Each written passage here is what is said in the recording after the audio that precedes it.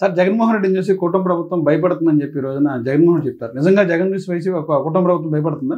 అంటే భయపడే ఈ రోజున ప్రతిపక్ష హోదా ఇవ్వట్లేదు నాకు అనేది జగన్ చెప్తారు. నేను అసెంబ్లీలో కూడా అదే గవర్నర్ ప్రసంగం జరిగేటప్పుడు బయటకు వచ్చేసారు వాళ్ళు డిమాండ్ చేస్తూ. అసలు జగన్ వచ్చేసి ప్రజా సమస్యల్ని ఎక్కడైతే ప్రశ్నించే గొంతును నొక్కేస్తుంది కూటమి ప్రభుత్వం అంటారు. అందువల్లనే మా పార్టీకి మా సభ్యులకు హోదా ఇవ్వట్లేదు అంటారు. వైసీపీ పార్టీకి ప్రతిపక్ష హోదా ఇవ్వడానికి కారణం అదే అని చెప్తారు.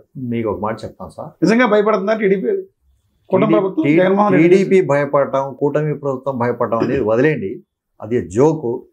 పులివెందులలోనే ఎవరు కూడా జగన్ మొహం చూడట్లేదు ఈరోజు.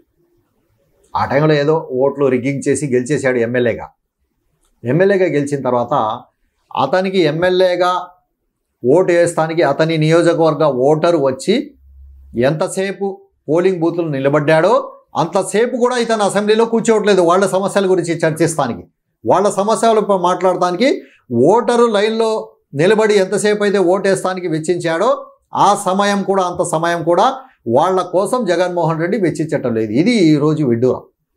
జగన్మోహన్ రెడ్డికి చూసి ప్రభుత్వాలు భయపడటం ఏంటి అసలు నాకు అర్థం అవ్వట్లేదు.